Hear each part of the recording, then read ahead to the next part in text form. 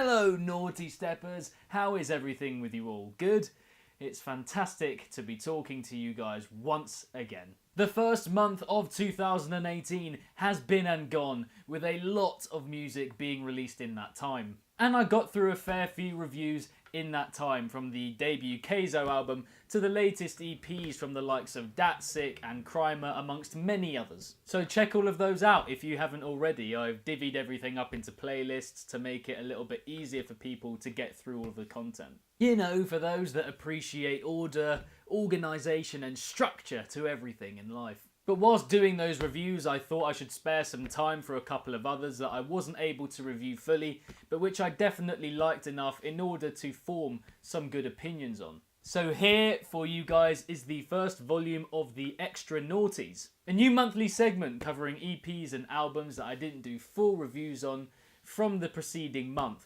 And so this is the first edition, January 2018. Now this title has a bit of a double meaning to it, because whilst these are the extra collections to review, they are also, in part, extra naughty in themselves. So we got a sort of quantity and quality thing going on here. Do bear in mind that because of the volume of music being covered here, these reviews won't be as in-depth and extensive as the full-length ones. But I will give a few points and suggestions for each one so that you can see for yourself whether checking them out is worth your time. Before we start, I should say that anything released on the 29th of January or after will not be covered for this volume, and the same goes with that date for following volumes in the future.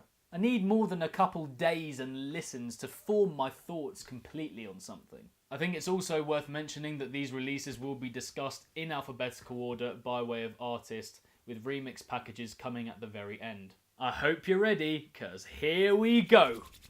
And so to kick off this segment, we have the latest Bummer EP, which I can't say is as controlled as stuff of theirs that I've heard in the past. This is much more experimental and glitchy, but with less power and drive to the sound overall. And it incorporates a lot of techno effects into house music structures.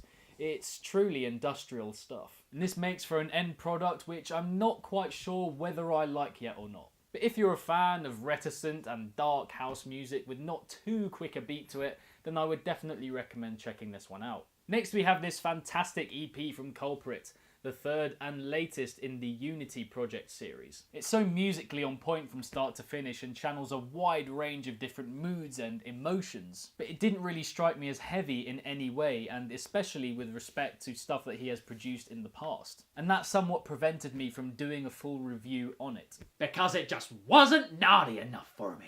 Following on from that, we have the new Daunt EP, which is it's some scary shit. I mean, this is some very scything, unrelenting dubstep. It plods along quite nicely whilst retaining that thumping, emphatic feel, and only really changes pace significantly on the final track. It just does its thing and cracks on really, and whilst it comes across at first as quite understated, it unleashes one explosion of sound after another at specific points throughout the EP. But it's not wild. I'd say it's quite contained and well managed considering the largeness of the sounds being used. It's certainly worth listening to if you like your rhythm but not quite as underground as usual and with a little bit of a brostep influence. But it's a pretty constantly loud sound, so be wary of that. Next we have the new ELEX album, which is some very musical, flamboyant trap. A nice collection of different synths and string sounds throughout, but it's those plump kicks and trap notes that really give this EP its character, I feel. In some parts intricate and in others very full and weighty. And it would fit right in alongside the likes of Something Something, S-Fam, you know, all of those. And therefore wouldn't look too out of place on Uzi's Quality Goods records. And beyond that, I must say I do love the title of this thing, EDM Vegan, which is a very frank and relevant combination of two seemingly polarised ideas. Then we have the new ENEI can anyone help me? I think you would pronounce it ENEI, but this is some down-to-earth, gloomy drum and bass with a bit of a neuro-funk vibe going on here at the same time. Reminiscent at points of the legendary Calix and TB. God, man, what a duo they were. The interaction between bass and percussion just creates a really soothing lull to these tracks from start to finish. A perfect remedy for anyone pining for more noisier sounding stuff. Yet not quite as heavy. It has the same drive, but it doesn't bulldozer through your mind in the same way that Noisia's music would. A very, very consistent drum and bass EP, so if you like that genre, this one is an absolute must. Following on from that, we have the new FaceSplit EP, which I kinda wish I'd done a full review on, because whilst I enjoyed it, I think the main point with this one is that it sounds wildly different to basically anything that I have heard in the past few months. It falls well into a nice spot between the deathstep and rhythm genres, adopting quite animated structures in order to bring these two styles together. And it really hits in the right spots at points. It's mostly stop-start nature, giving it that vigour and bite across 6 tracks. There are definitely points where the sound could have been expanded on and taken to new levels somewhat. But for the most part, I like the mix of ideas throughout, and it always keeps the listener unknowing as to what's going to happen next, supplying the right amount of brutality before getting out of hand in any way. Nextly, we have the new Golden Child EP, which is some pretty solid trap music which needs that extra little bit of spice. I certainly enjoyed it, but nothing quite hit me in the face about it. It dips in and out of being really sharp and captivating, and then a bit dreary. But in that sense, I suppose it is a good mix of different trap techniques. And again, this bass-heavy trap style means that it would have fit in very well at Quality Goods Records, as the collaboration with S-Fam on the final track would suggest. And I will definitely be looking out for this stuff in the future. Following on from that, we have the new Katori EP, which couples some very dreamy interludes with some truly ravenous dubstep, and littered with a slew of poignant vocal samples. I mean, what's not to like? It exhibits a lot of versatility too, going through different types of dubstep and changing styles and tempos throughout. But it is the tiny vocal snippets sprinkled throughout this EP that are its main selling point, in my opinion. I think they keep it ticking along very nicely. However, it is also very clear where the sound design is relatively amateurish and a bit too classically bro-steppy. But a lot to take from this one going forward, like the ideas and the sounds are pretty good. And I love how the final track is shorter just to bring the EP to that nice close. Call out to record labels like Dubstep Gutter and DSV Audio, sign this guy or gal up. Following on from that, we have the new Masayoshi Imori EP, which is some madly experimental stuff right here. It transcends genres whilst adhering to this squeaky, glitchy aesthetic. Very lively, very glittery, just straight up animation video game music. Also transitions really well between fast and slow tempos. There are some really punchy, bubblegum beats on show here. Disjointed for some, but vibrant and colourful for others. If you like your music quirky and adventurous, then be sure to sign up. I'm just really happy that music like this exists, to be honest. I mean, it's just so beyond musical comprehension at points, and really ventures beyond what we think we understand music to be. Nextly, we have the new Nost EP, which is wild and wacky rhythm with a whole lot of personality. It does very well to keep the listener engaged. I mean, whilst there is a fair bit of repetition within these tracks individually, it definitely doesn't detract from the sound overall. Generally, I prefer the introductions to the dubstep itself, which drags a little in light of the punchier opening sequences. But that's not to say that there aren't good bits of dubstep here, like the jumpiness of the title track as it progresses, or the swampiness of You So Fuckin' as soon as it drops. Quite powerful, enthralling stuff, spliced with a plethora of appropriate vocal samples. Certainly one of the better rhythm EPs that I've heard over the last few months overall. Next up, we have the new Party Thieves EP.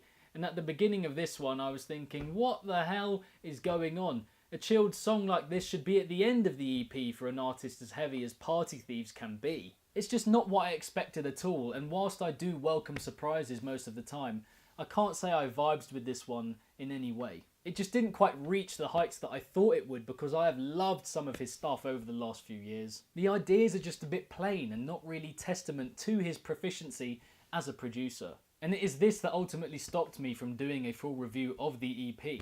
I just don't feel like it reflected his capabilities well enough. But I will always back an artist like him to produce something great because, as I said, I've loved some of his songs in the past. And having said all of this, the track Revolution is actually a stunning mix of styles, coupling that tribal trap with a heavy metal vocal alongside Wells. It's a fantastic interaction between sounds, such an inventive take on the trap genre. Really haunting shit, dude. Then we have the new Protohype EP, which has some very catchy vocals throughout and a nice energy to it generally. Just the dubstep isn't that great, it isn't anything super different idea-wise. And the different elements that Protohype brings together for these songs just don't cohere that well. As with the Nost EP, I certainly prefer the introductions and build-ups to the drops themselves. The same going for his jump-up experiment on the track Bring It Back. However, Power Up is a great song, combining piercing musicality with some great rhythms and varying synths.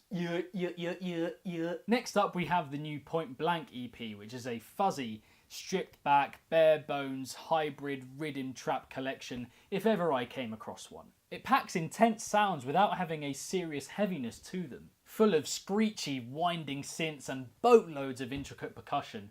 I mean, it's classic Point Blank really. Nothing massively pushing boundaries here, although I did really like the middle track Computer, which was a hyper version of the other tracks somewhat, fitting more sounds and tempos into the structure that pervades this EP, making it a bit flashier overall. And I do like the Tony Montana tracks, the way the synths bleed into the instrumental, but I feel like there could have been a bit more experimentation musicality wise in the VIP from the original. Then we have the new ReeK EP, which presents some really vivacious ideas and brilliantly links together lots of different effects. Very colourful production, snippets of sound jumping at you seemingly from every direction. To be honest, it just reminds me of the music that artists who have become massive were producing at the start. Because at times there is just too much going on, but I suppose this is something that will be ironed out over time. It's quite rudimentary in its coherence, but very flavoursome and ambitious in terms of the amount of styles covered across 7 tracks. There's the musicality, the array of synths, and there's even little bits of humour dropped in every now and then.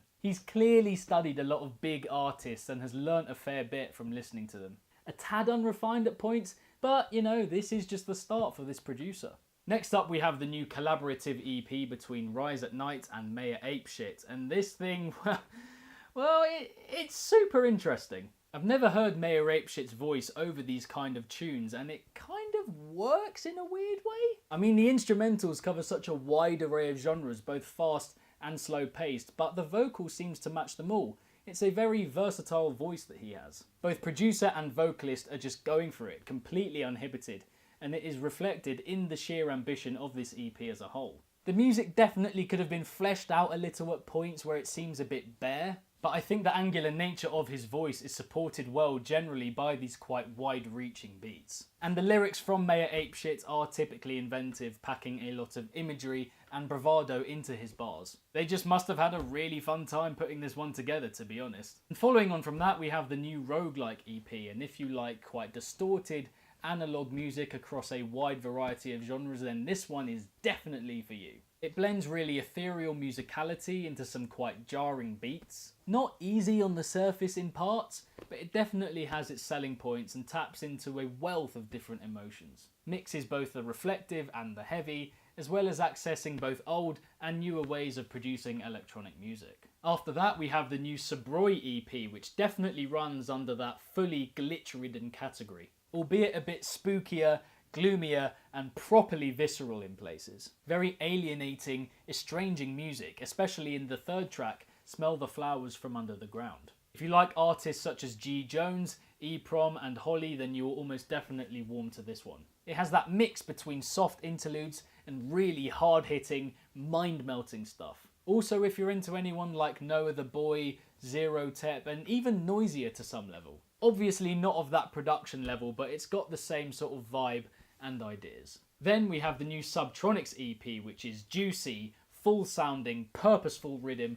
at its finest. Loads of drive and oomph to this thing, but still very bright and appealing on the ear. A multitude of sinister, brooding vocal samples within this thing, and it's just a really nice blend of ideas overall. There's a lot going on, but it all comes through very clear and refined, although it could definitely reach further at some points. But I must say the Boogie T collaboration was one of my favourite songs of the month for its fantastic groove and rhythm alone. I've not ignored this album, it has left a real impression on me and I have to honour that. So I will be reviewing it at some point in the future, but only when I have completely gathered my thoughts on it. Penultimately we have the latest Yokays EP, which is very distant, dreamy, experimental / glitch music. At points quite immediate and bright, and at others cloudy, drifting off into an unforeseeable destination. It plays around with different tempos as well, which is a nice way of slotting these sounds into different backdrops and giving them a different feel altogether. Again, if you warm to the music of Holly, then you will undoubtedly appreciate this one. It incorporates a lot of interesting sounds, a lot of the time without a definite direction to it at all. It probably has a bit more structure than Holly's music, but I would definitely say that it's of that ilk, at least in the sense of sound design. It goes off on a bit of a weird mellow tangent towards the final couple of tracks, but I will certainly be listening to the first half more and more over time. And lastly, we have this remix package, which... I expected some heavier stuff, Dylan, I really did. There's a good range of genres on show, but they just don't fit well with the original elements provided by Mr. Francis himself. All I can say is thanks to ReeK for being the only producer taking this track in a darker direction. But I must say, the etc etc and YL collab is funny as fuck. You know, it just really took me back to all those times when I was a teenager and I was so misunderstood. Some joyous moments here, but just not naughty at all. And so that draws the January 2018 volume of Extra Nawties to a close. I hope you enjoyed this first edition of the newest segment on the Nawtystep channel. Thank you very, very much again for tuning in. There is a huge amount to look forward to in February. Strap yourself in, folks, because I think it's going to be a big month for the dark electronic music scene. Be sure to leave a comment with your thoughts on some of these EPs. Which ones did you enjoy and which others not so much, and why? Let's get this discussion going. Moreover, were there any EPs that I missed out in this video? Again, let me know in the comment section. Give this video a big thumbs up if you enjoyed it, share it about, and subscribe to the channel if you haven't already. And get following across all social media too, that's Facebook, Twitter, Instagram, Snapchat, baby. All of which, including links to previous videos, as per usual, is linked in the description box down below. And just before I leave you guys, I want to say a massive thank you to anyone that has engaged with the content so far. Honestly, it means so much. It's been a really enjoyable month getting this channel off the ground and sharing it with you guys and having you guys respond at points. And yeah, let's look forward to February 2018. And in the words of Buzz Lightyear, to infinity and beyond! If it's naughty, then you know, peeps. So keep it naughty and stay safe. And see you all in the next one. Peace!